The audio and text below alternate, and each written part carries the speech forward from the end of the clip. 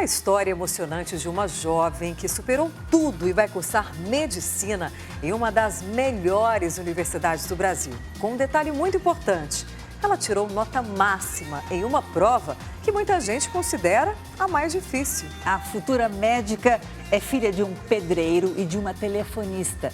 Insistência, muito esforço e uma incrível coincidência ajudaram a estudante. Numa das universidades mais procuradas do país, a Federal do Rio de Janeiro, veteranos esperam pela chegada dos alunos novos. Beatriz, a caloura, vem com a mãe.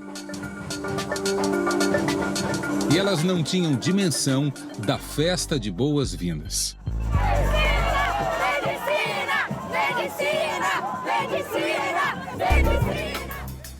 Dos mais de 4,5 milhões de alunos que fizeram o Enem, o Exame Nacional do Ensino Médio, apenas 53 tiraram 1.000, a nota máxima na redação. Beatriz é um deles. E a nota 1.000 foi decisiva para esta garota que quer muito subir na vida. Eu não sei se eu tô tremendo mais por dentro ou por fora. Então vamos lá, gente. Pelo amor de Deus, senão eu vou começar a chorar aqui só para amanhã.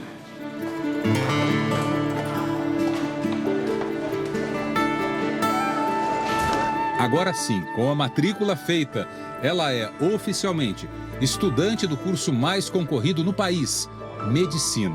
Não acredito. Meu Deus do céu. Mas essa conquista vem sendo construída há muitos anos e bem longe da chamada Ilha do Fundão, onde fica a UFRJ.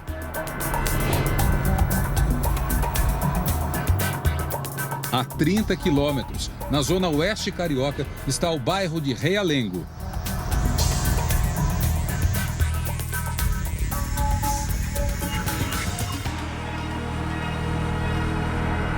É onde mora Beatriz. Ela se enquadra nas famílias cuja renda por pessoa não passa de um salário mínimo e meio, menos de R$ 1.500 por mês. Generino, o pai, ganha a vida como pedreiro. Renata, a mãe, é telefonista de uma agência bancária. Quando ela mandou a mensagem pra mim, mãe, tirei 1.000. E aí eu tava no banco, ainda comecei a gritar. E eu já corri pra sala do lado, abracei as meninas. E eu só chorava. Eu passei quase 2 dias chorando direto. Cada vez que falavam, Bia, parabéns. Eu, foi só chorar. Beatriz já tinha tentado entrar numa faculdade pública outras 2 vezes. Eu acho que eu estava tão cansada que eu achava que eu não ia conseguir. Você pensou que ela fosse desistir? Tinha certeza que não ia. Eu sabia que era um momento de fraqueza, porque todo mundo fraqueja, mas eu tinha certeza que ela não ia desistir disso. Alguma coisa no meu coração falava que ela não ia desistir. Pelo 3º ano seguido, ela fazia o cursinho pré-vestibular. Nesta sala de aula, nas manhãs de sábado, os alunos tinham aulas específicas para a redação do Enem. Eram 3 horas com dicas, discussão de temas e mais 1 hora dedicada a uma redação simulada do exame. Mas no ano passado inteiro, aos sábados, não se viu a Beatriz aqui no curso preparatório. É que ela tinha assumido um outro compromisso. Beatriz começou a estudar Libras, a língua brasileira de sinais. Liliane, a amiga, nasceu com perda auditiva profunda e precisava de ajuda. Como ela vai para a igreja para escutar, né, entender a doutrina e não tem intérprete, ela não consegue acompanhar o culto. Para ela é muito difícil, por isso é tão importante ela ter um intérprete. O professor de redação estranhou a ausência da aluna. Eu imaginava que talvez fosse alguma questão familiar ou financeira, alguma coisa que a impedisse de vir.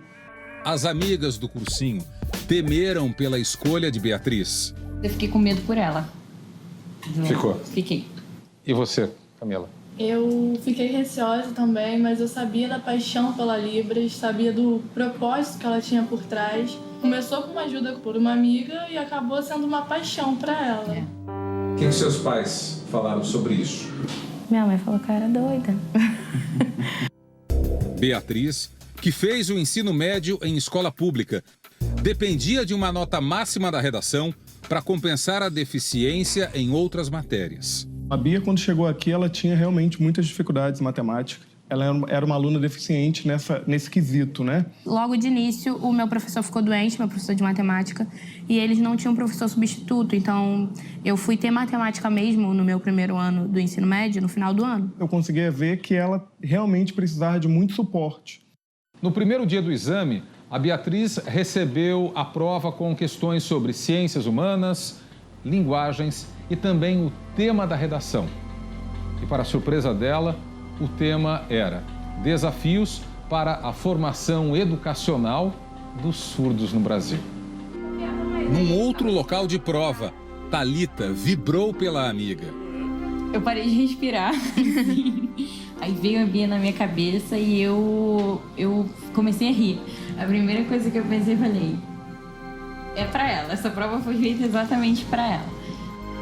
Eu comecei a chorar de uma forma na hora da prova. E eu tremia, eu falava, Deus é muito maravilhoso. Como que ele pôde me dar um presente desse, assim, de repente? E, assim, foi só emoção mesmo. Beatriz chegou a citar uma escritora americana nascida no fim do século XIX. Helen Keller, primeira mulher surdo-cega a se formar e a se tornar escritora, definia a tolerância como o maior presente de uma boa educação. O pensamento de Helen não tem sido aplicado na sociedade brasileira, haja vista que não se tem utilizado a educação como forma de expansão de conhecimentos que tornem comum ao cidadão a proximidade com o que são portadores de deficiência auditiva, como aulas de Libras, segunda língua oficial brasileira.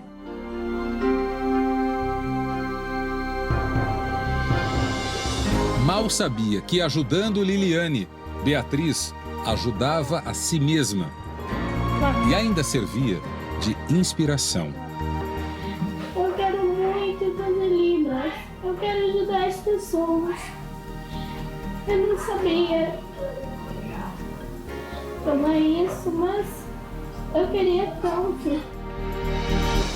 Beatriz ficou com uma das vagas reservadas a estudantes negros, de baixa renda, que fizeram o ensino médio em escola pública. Tem que levar esse comprovante e o documento oficial com foto. Tá? Não pode deixar de comparecer. Tá bom. Ok? Só isso. Obrigada.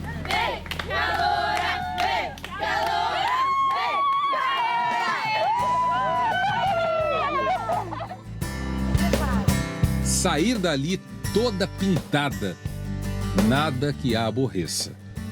Matricular é o início, sabe?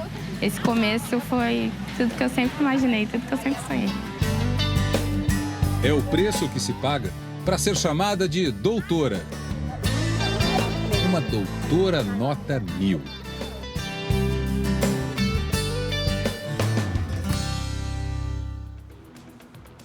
Noutra universidade, um caso de racismo. Um estudante de administração divulgou num grupo de mensagens a foto de um colega e se referiu a ele como escravo. Racismo e preconceito no ensino superior são mais comuns do que se imagina. Uma foto aparentemente comum. Se não fosse esta legenda chocante. Achei esse escravo no fumódromo. Quem for o dono, avisa.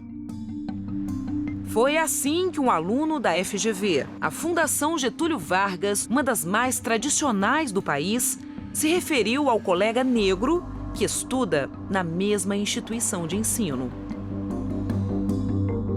A foto, compartilhada em um grupo de troca de mensagens da universidade, provocou revolta e indignação e chamou a atenção para uma questão que parece nunca sair das manchetes no Brasil: o preconceito por causa da cor da pele. A foto foi tirada aqui dentro, no pátio da Faculdade Getúlio Vargas, um local onde geralmente os estudantes ficam durante os intervalos. Por meio de uma denúncia anônima, o registro foi encaminhado à direção da universidade. A vítima só soube do crime depois de ter sido procurada e alertada pela própria instituição de ensino.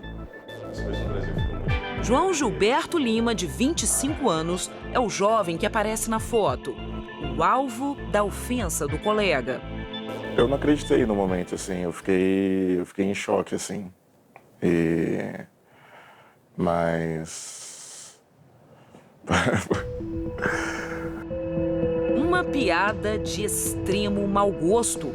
João Gilberto usou a internet para responder ao agressor. Ele escreveu: "Tão perto de mim, por que não falar na minha cara?" Mas você optou pela atitude covarde de tirar uma foto minha e jogar no grupo dos amiguinhos. Se seu intuito foi fazer piada, definitivamente não tem esse dom. Acha que aqui não é lugar para preto? João é estudante do curso de Administração Pública na FGV. Ele afirma que nunca havia passado por situação parecida na universidade. Pelo menos comigo, eu posso afirmar que não. Quando eu entrei na GV, tinha menos negros, acho que eram 3 ou 4 negros. Hoje já a GV tem uma política maior com relação à diversidade, com pluralidade. E hoje já temos mais negros, mais bolsistas na GV. Você é bolsista? Não. Não é bolsista? Não. Visivelmente desconcertado, o jovem faz um desabafo. Eu acho que existe uma mentalidade muito ultrapassada e no caso do Brasil especificamente um racismo muito velado, assim. Acho que as pessoas ainda acreditam que atos racistas ou palavras de discriminação ou discurso de ódio sejam brincadeira ou sejam piadas, assim. A socióloga concorda. Ela diz que no Brasil o racismo, muitas vezes, acontece escondido, mas acredita que isso começa a mudar. E aquilo que era velado hoje não dá mais para ser, né? Porque até pelas tecnologias, né, as redes sociais, o próprio veículo de comunicação, rapidamente dissemina qualquer posicionamento que seja inadequado. O autor do crime é o estudante Gustavo Metropolo, aluno do 4º semestre de Administração de Empresas na mesma universidade. O Domingo Espetacular tentou contato com Gustavo, mas ele não atendeu as ligações. Nossa equipe foi até o prédio em que Gustavo mora em São Paulo para tentar ouvir a versão dele para essa história. Ninguém atende lá não, viu? Os pais do estudante moram em Santos, litoral de São Paulo. Nossa produção foi até lá. De acordo com os funcionários do prédio, onde a família do rapaz vive, ele costuma passar os finais de semana no local, mas não foi visto nos últimos dias. Depois de várias tentativas, a mãe de Gustavo atendeu a produção do Domingo Espetacular por mensagens. Ela negou as acusações contra o filho e escreveu: "Esse suposto documento não foi produzido pelo Gustavo e nós tivemos acesso a ele pela imprensa. Assim, só iremos nos pronunciar após ter acesso à documentação." João Gilberto registrou um boletim de ocorrência por injúria racial. Ele também não teve a oportunidade de questionar o acusado. Sequer conhecia o estudante. Por mais que a gente faça a mesma faculdade, talvez pudesse ter cruzado com ele na faculdade, assim, mas não conhecia quem era a pessoa. Situações assim, João nunca enfrentou na faculdade. Mas não foi a primeira vez que foi vítima de racismo. Cenas que ele prefere esquecer. Já sofri racismo e preconceito algumas vezes fora da faculdade. Como que foi? Pode contar pra gente? Precisaria contar? Acho que eu preferia não. É que eu não sei muito o que falar sobre isso também. É que machuca, né? Dói. Sim. Mas já sofri preconceito no colégio. Querendo ou não, já fui parado pela polícia, assim, sem mais nem menos, algumas vezes. Achando que você era um criminoso. Exato. Para a advogada da Comissão de Igualdade Racial da OAB de São Paulo, o Brasil ainda é um país racista. A diferença é que as vítimas não se calam mais. As pessoas têm denunciado mais. Antes as pessoas não denunciavam porque não sabiam aonde denunciar. Agora nós estamos numa fase de reparação de direitos, numa fase de reivindicar o princípio da dignidade humana, de reconstruir a ética, né, a moral. Estamos tentando restaurar os bons costumes e a população tem mais esclarecimento. Não são apenas os negros que sofrem preconceito no ensino superior.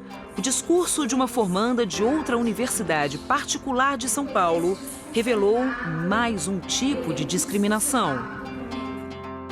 Michele Alves, de 23 anos, foi bolsista na PUC de São Paulo. Ela se formou no começo de 2018. Filha de uma empregada doméstica, a jovem falou como se sentiu nos 5 anos do curso de Direito. Resistimos também aos insultos feitos à nossa classe, aos desabafos dos colegas sobre suas empregadas domésticas e seus porteiros. Mal sabiam que esses profissionais eram, na verdade, nossos pais.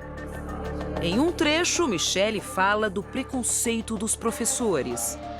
No mais, resistimos aos professores que não compreenderam nossa realidade e limitações e faziam comentários do tipo: por favor, não estudem direito civil por sinopse, porque até a filha da minha empregada, que faz direito na Unisquina, estuda direito por sinopse.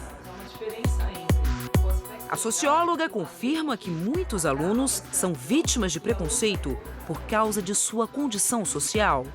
Porque ele tem cota ou porque ele tem bolsa e ele sofre discriminação por parte do grupo, da comunidade escolar que está ali. Então, ele sempre tem que se destacar mais, ele sempre tem que ser o melhor, né?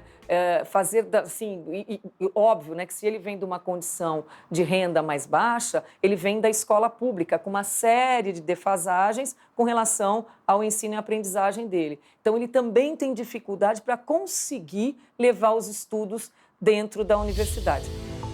O estudante que se referiu ao colega como escravo deverá ser ouvido nos próximos dias na Delegacia de Polícia de Repreensão aos Crimes Raciais. Depois, o processo será encaminhado à Justiça. Não saberia dizer para você como é que o juiz vai decidir.